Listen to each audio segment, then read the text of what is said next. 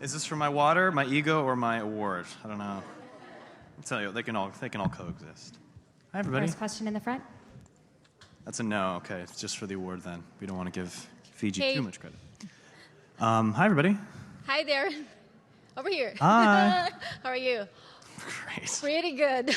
Well, you know, you just did not win the Emmys. You won the Golden Globes, the Critics' Choice, and now the SAG Awards. It's a grand slam. As the first Filipino American to do that, how does it feel for you? It's a shame that I'm the first. It should have been a while ago, but I believe that's by no conscious fault of anybody. You know, roles are few and far between for someone of my ethnicity. While that's a tragedy, I think things are shifting and the wind is in our favor, so I'm very excited. It's an honor. It's been the coolest year for representation across the board in film and television and in culture in general. And I think what's really exciting about it is it's not just some kind of Hollywood agenda. I think consumers have sort of shifted what they want to see. They want to see themselves, and they want to explore really great stories told by new faces and new ideas. And I think, you know, having a more diverse platform serves that appetite. So to be a small, teeny tiny part of that is, as I said in the past, it's an extraordinary privilege, and it's much bigger than myself. Yeah. Now the last question with Twitter.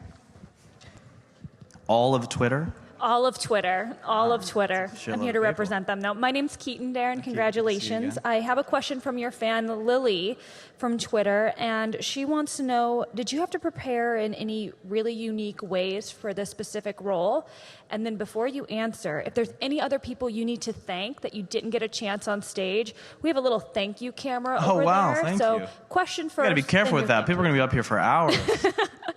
Well, for the first thing, I don't know if they're particularly unique. You know, I guess because everybody's unique, then I would say that maybe mine was my preparation was unique. But I didn't nothing out of the ordinary. I think I like to remind actors, especially, that you know I think the preparation for any role to me is the same. I put the same currency into a dark, complex, complicated character as I would a light comedic character. You still invest the same emotional equity into both, and you really try and ground it as much as humanly possible and find things that can make that person accessible to an audience, no matter how complicated or simple they seem.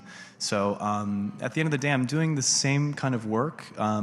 There were some challenges physically, simply because he fluctuated weight so much during the course of our story, but there was no way we could pull that off. That's just some little BTS trivia for you. We talked about this at great length, but because we spanned through so much time, in 1 year, you're in the 90s, 1 year in the 80s, there was no way to pull that off. But there was a week where we thought we were, and I probably had 4 cheeseburgers and 5 beers a day, one of the finer weeks of my life.